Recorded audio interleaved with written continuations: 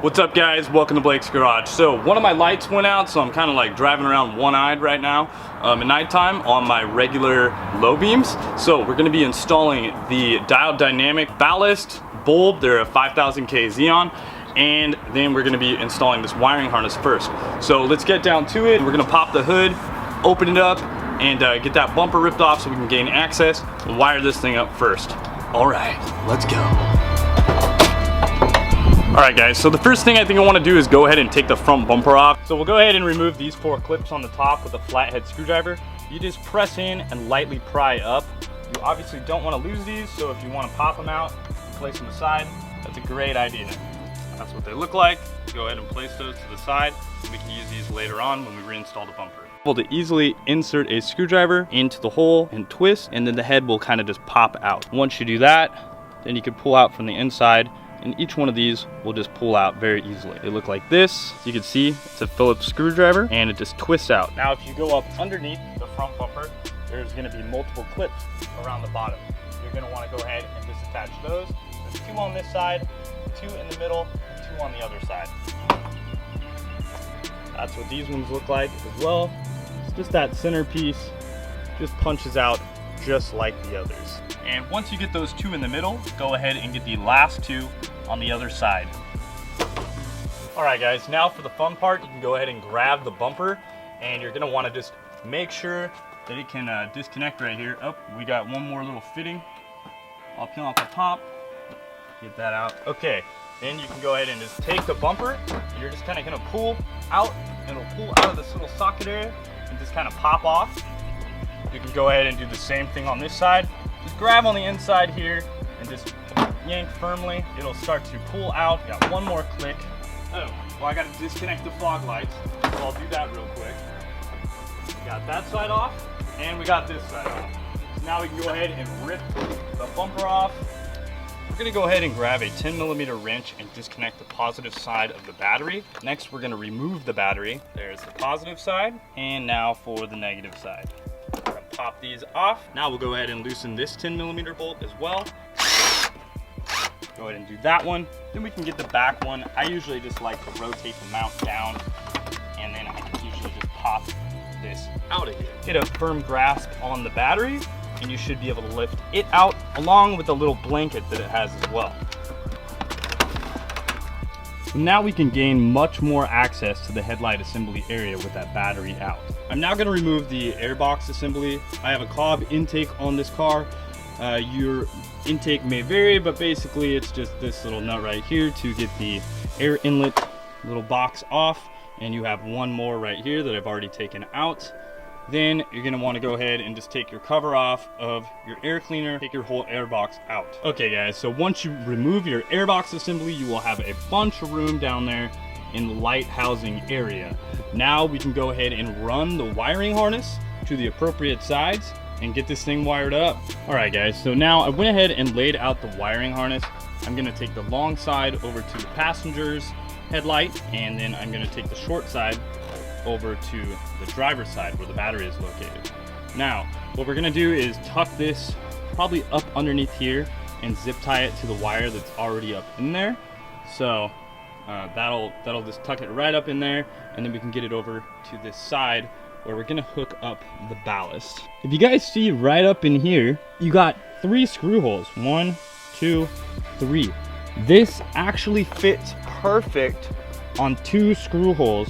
If you put it up there, you should be able to use a 5/16 force screw that you cut short so that it doesn't penetrate the light housing. And then we can mount this right on the bottom of the headlight, which is going to be really nice and clean. So now you can kind of see my path that I ran this. I just went right underneath the radiator core. So what we're going to do is zip tie it right up underneath here, and it's going to be nice and clean, and you shouldn't see it. Then we're going to put this assembly down right in this area. I'd like to mount it on here somewhere where it's nice and clean, out of the way. That way we don't see it in the engine compartment, and all we're going to see running is the battery to the ground and to the positive terminal. So I decided that I'm going to go ahead and just mount the relay right down here on the driver's side. I'm going to use this screw hole right here, open that up, and then I'm just going to mount this relay sideways like that. This is a weather pack connection. You know, it's best to have it down All right, perfect. The hole size works, no problem. We'll just zap that down, no issues there.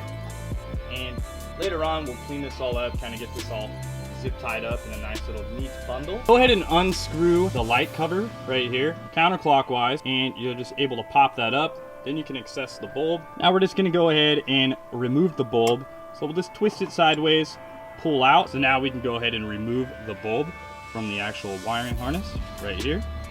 Now we have that removed. We'll go ahead and set this bulb aside. Now, if you notice the actual wire here, it goes down and it will actually come out of the bottom of the light assembly.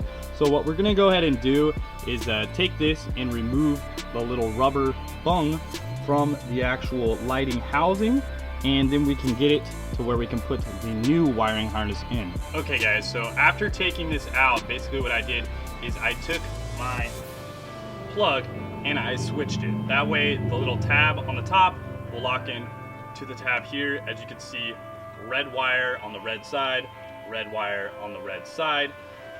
Then I'm gonna try to push these pins in really far.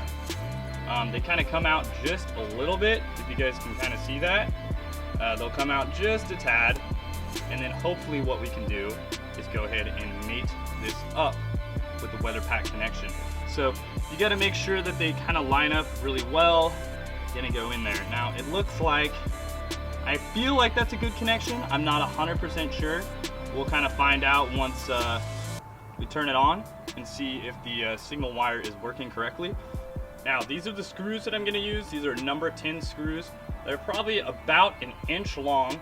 These are the number 10 screws that I'm gonna use. They're probably about an inch long, but what I'm gonna do is go ahead and take my lineman pliers, cut them down to where they're only gonna penetrate into the light just a little bit. I don't want it to go too deep. So that looks like it'll be good right there. And then we'll go ahead and cut this bolt. All right guys, so here is the 5000K bulb, and here are the connections. Now this one right here that's going right through, that's normally for the signal wire. Now I already popped that out, so I don't think I'm gonna use that. I might just end up cutting this out because I'm not gonna need it, or just basically just disconnecting these tabs right here. That way I can just pull that wire out. So why don't I do that real quick? Okay guys, so I pulled that wire out of the little weather pack terminal thing that I have right here. This is a little connection piece. Now what I can do from there is go ahead and just pull those two wires out of the little bunghole plug. So let's take that, I'll rip those things out of here. They come right out really nice and easy. So you shouldn't have any issues because we are gonna plug that in down below. Now what we're gonna do is go ahead and just make these two pieces come out of the bottom of the hole. So you can see that right here. That is the spot that I opened up, and we'll be able to use this bushing piece in that as well. You don't want to touch the bulb, so we'll take this out. We have the foam on here. Make sure not to touch it. Again, we're going to take this other foam piece off the back. That's just a little safety piece to go into the piece there. All right, now I'm going to be careful to install this. Now we're gonna go ahead and feed this wiring right down into that stock hole in the bottom of the housing. So here it is right here. And now we can go ahead and just use that little bushing, work no problem.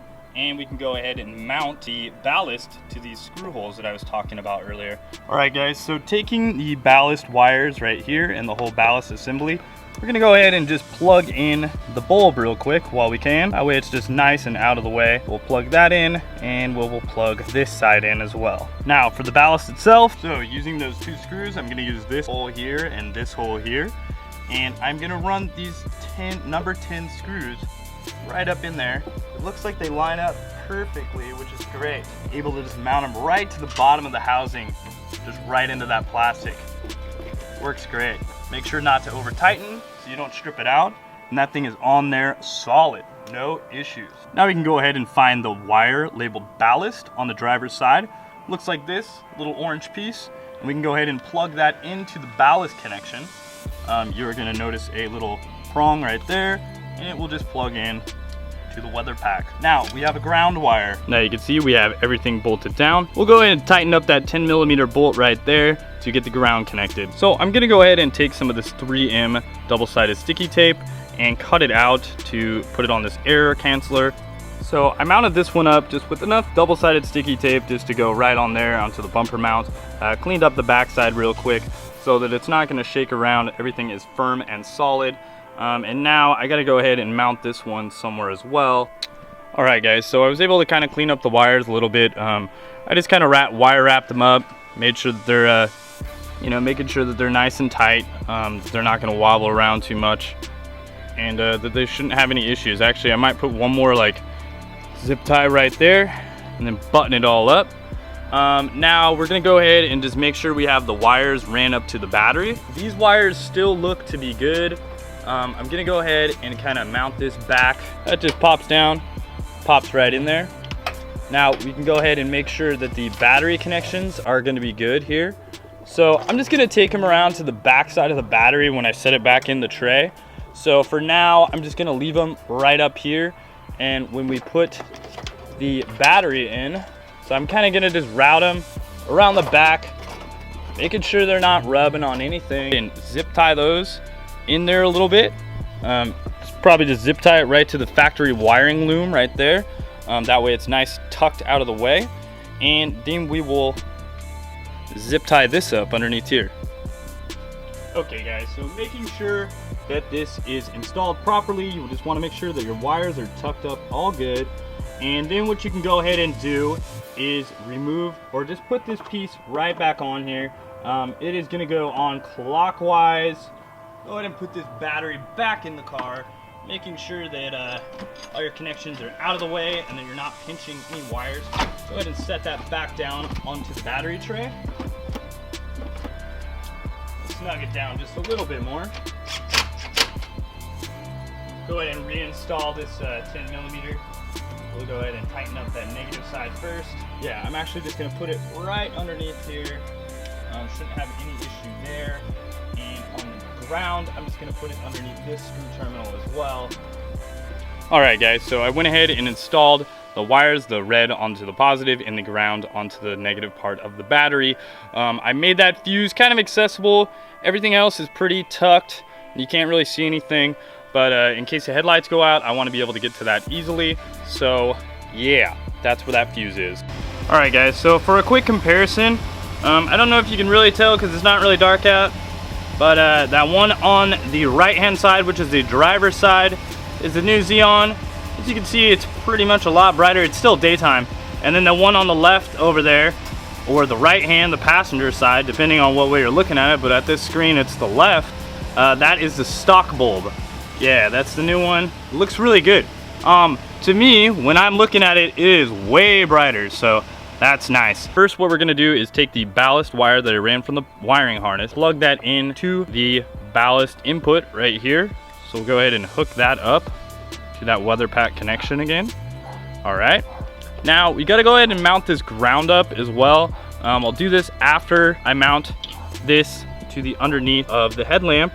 Again, we're going to just use those screws because they're going to line up perfectly and we shouldn't have any issue. So I went ahead and took off that back cover again. We can go ahead and take out the stock light bulb real quick by twisting. That is going to remove it, and then you can just hit the tab at the bottom there just to remove stock bulb.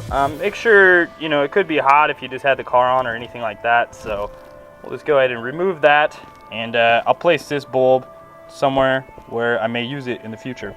Well, probably not. I'll probably never use this again, but if someone needs one, let me know. I can send it to you or something. All right, guys, so now doing that, I'm gonna rip out wiring again, just from the bottom. We'll just go ahead and pull that out. That way we can hook up the ballast to that as the input wire. Grabbing the new 5000K bulb, I'm gonna go ahead and insert this back into the housing on the passenger side. Be careful with this. You don't wanna touch the bulb at all. Again, you just wanna take this little piece off. Now we can go ahead and just insert it into the housing. And again, we're gonna take this and feed it down. Now this one, I'm not gonna need it because I actually have my one source wiring harness, so we're not gonna need this again. So we'll go ahead and put the screwdriver in, depin this, and then run this down through the bottom. Boom. Pull this, take this right out of the spot. Now you have these two little nipples. take those out. I just like to keep this just in case I ever want to use it for something else. It's always nice to have a nice little weather pack connector. Now I went ahead and hooked up the ballast wires to the bulb itself coming through the light assembly. So now we just have the wires here. Again, we're gonna use the double stick tape on this. Again, I think I'm just gonna put it right there on the back side of here. All right guys, so this is the way this side looks. More room on this side, so I was able to make it a lot cleaner, and there's a little bit less wires. But what I'm gonna do now is just run this ground wire right over here to the chassis. That'll be a good ground on that one. Just undo that 10mm bolt. So I'm gonna do that really quick. And this is all good. This is actually the original plug for the H11 bulb. This is not going to be used because this wiring harness, it only needs one signal wire in. So yeah, I'm just going to put that in there. Weather pack connection down, just so if any water gets in, it'll drip out. It's not going to puddle up or anything like that. This is how the ballast came out. Again, super solid, mounted right on the underneath of the headlamp, and everything is mounted down secure. So yep, only one more screw to go, and then we can put everything back together. All right, so that's the way this side looks. Got the ground wire there. Got all the connections right up under here. I think it's pretty clean. I mean, for what it is, you know, there's quite a bit of wires, but you know, you gotta put them somewhere. So I think this works out pretty well. And let's go ahead and start the car up and see if this light works also. All right.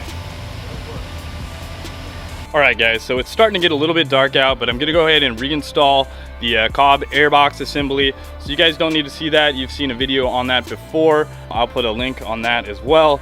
And then we're gonna go ahead and put the bumper all back on. This is just putting it on in reverse order.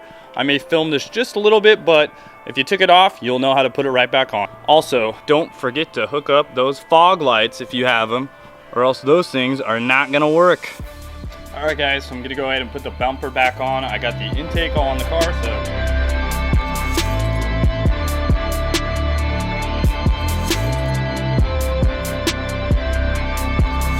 so I went ahead and reinstalled all the fender liners, all the underneath little tabs went back in.